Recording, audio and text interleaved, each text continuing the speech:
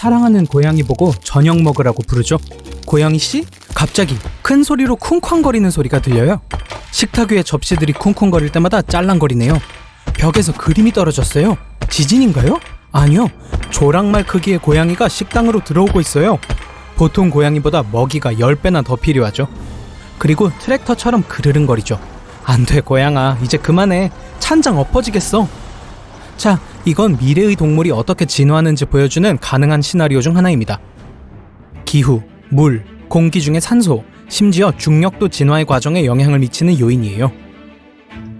예를 들어 과학자들은 일부 새들이 점차적으로 따뜻한 깃털이 없어질 것이라고 예측하고 있어요. 미래엔 기본적으로 부리와 날개가 있는 스핑크스 고양이처럼 보일 거예요.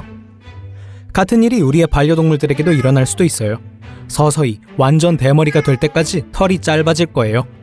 비둘기나 쥐 같은 도시의 유해동물들은 고양이 크기만큼 더 커질 거예요. 100만 년만 전만 해도 쥐는 여러분의 새끼손가락만도 못한 크기였어요. 왜냐하면 작은 굴 속에 숨어서 큰 포식자들의 눈에 띄지 않았어야 했기 때문이죠. 이제 그들은 인간이 만든 편안한 지하 저장고에 살고 있어요. 그곳에서 아늑한 둥지를 만들 수 있고 많은 음식 쓰레기 덕분에 굶지도 않죠. 그래서 편안함을 많이 느끼면서 계속해서 크기가 커지는 거예요. 게다가 쥐들은 이미 더럽고 독성이 있는 물이 자신들에게 해를 끼치지 않게 털어버릴 수 있는 기름진 털을 가지도록 진화했습니다. 반면에 초식 포유류는 더 안 좋아졌을 거예요. 그들의 먹이는 점차 줄어들 거예요. 시간이 지남에 따라 지구에는 숲과 녹지는 더 적어지고 식물들이 점차 사라질 테니까요. 결국 사슴, 코끼리, 기린, 그리고 다른 동물들은 식량 부족으로 인해 점점 더 작아질 거예요. 점점 줄어드는 것 외에도 몸의 수분을 잃지 않기 위해 포유류들은 눈이 점점 작아질 거예요. 그리고 귀를 통해 열을 내보내기 위해 귀는 더 커질 거고요. 꼬리는 곤충을 쫓기 위해 더 길게 자라게 되죠. 육지 포유류들이 점차 작아지면서 새들은 크기가 커질 거예요. 그 이유는 작은 동물들을 더 많이 잡아먹을 수 있게 되기 때문인데요. 새들의 근육은 먹이를 찾아 먼 거리를 날아다녀야 하기 때문에 훨씬 더 강해질 거예요. 덥고 건조한 곳에 있는 동물들은 공기 중에 물을 넣는 방법을 더 많이 배울 거예요. 그렇게 하기 위해선 긴 돛이나 피부 덮개가 필요할 거예요.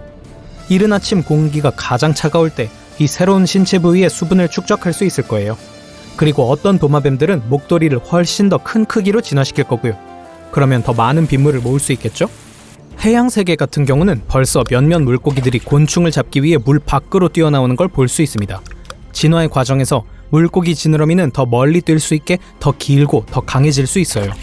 그리고 점차 그 지느러미는 날개로 변해서 진짜 나는 물고기가 되겠죠. 아마도 미래에는 이 물고기들은 작은 새를 사냥하게 될지도 몰라요. 그러기 위해선 숨을 더 오래 참는 법을 배우고 훨씬 더 높이 날아야 할 거예요. 하지만 큰 포유류와 해양 포유동물은 어려움을 겪게 될 거예요. 바다는 점점 더워져서 어떤 종들은 사라지기 시작할 거예요. 수중세계에서 가장 큰 서식동물인 흰 긴수염 고래는 2대의 통학버스 크기만 한데 바다에는 이 고래를 위한 음식이 적어져서 크기가 점차 줄어들 거예요. 하지만 도마뱀과 파충류의 개체수는 증가할 거예요. 이들은 열 흡수를 잘하죠. 그리고 기후변화와 함께 지구상에는 더 많은 곤충이 생길 거고 도마뱀의 먹이가 더 많아진다는 뜻이에요. 덩치도 점점 더 커지기 시작할 거고요. 하지만 이제 큰 새들로부터 스스로를 방어해야 할 거예요. 다리는 더 길고 튼튼해져서 훨씬 더 빨리 달릴 수 있게 되어야 새한테 안 잡아먹힐 수 있겠네요. 그리고 곤충들은 아마 개체수가 폭발할지도 몰라요. 아마 거대한 무리를 지어 살면서 먹이를 찾아 날아다닐 거예요.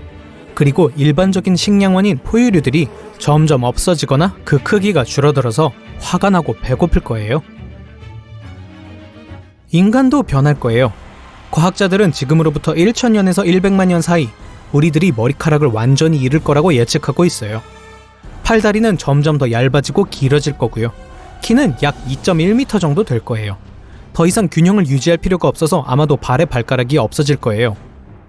우리 머리와 뇌는 풍선처럼 될 거예요. 그리고 수명은 100년 이상 될 겁니다. 인간은 먹이 사슬의 정점에 있고 자연 도태되지 않기 때문에 우린 서로 점차적으로 비슷해질 거예요. 수천만 년 후에 모든 인간은 아마도 똑같아 보일 거예요. 게다가 우린 유전공학 기술을 개발하고 있죠. 빛이 나는 토끼, 말도 안 될 정도로 큰 소, 거미줄을 치는 염소, 근육질의 슈퍼돼지 등등. 하지만 동물들이 어떻게 스스로 진화할지에 대해 우린 더 관심이 많아요. 자, 시간을 빨리 감기 해볼게요. 인간은 오랫동안 다른 행성과 다른 은하계에서 살아왔어요. 지구는 오래전에 동물과 식물만을 위한 집이 되었죠. 이곳에 있는 인간의 흔적은 오직 지하 깊숙이 묻혀있는 금속과 콘크리트로 만들어진 거대한 도시들 뿐이에요. 그리고 저 위에는 네크로프테릭스 같은 놀라운 생물들이 살고 있어요. 이건 타조와 성인 남자만한 크기의 독수리, 그 중간쯤의 생명체예요. 길고 강력한 부리는 포식자로부터 자신을 보호하고 먹이를 먹기 위한 주요 도구예요. 긴 발톱이 있는 강한 다리는 그들을 훌륭한 달리기 선수로 만들어주죠. 이 생물은 하루에 수킬로미터를 걸을 수 있어요. 네크로프테릭스는 따뜻한 털이나 깃털이 필요해요. 인간과 온실 효과가 없어서 지구의 온도는 확 낮아졌어요. 하지만 따뜻한 재킷으로 이들은 새로운 빙하기에서도 살아남을 수 있을 거예요. 그리고 타조처럼 알을 낳아서 번식하죠. 이건 낙하산 따쥐예요. 보통 몇 센티미터만한 보통의 뒤지와 같죠. 하지만 특이한 특징이 있어요. 꼬리에 낙하산이 있어요. 작지만 부모님의 둥지에서 살죠. 하지만 둥지를 떠날 때 공중으로 몸을 날려 얇은 털로 만들어진 낙하산을 펼칠 수 있어요. 따뜻한 기류가 올라와서 낙하산 따쥐들을 날려보냅니다. 공중에서 24시간을 보낼 수 있어요. 그리곤 다른 곳에 둥지를 틀고 그들의 새끼들도 같은 방법으로 집을 떠나게 될 거예요. 와카, 이 동물은 다리가 2개밖에 없는 줄무늬 기린처럼 생겼어요. 지구상에서 가장 빠른 생물 중 하나가 될 거예요.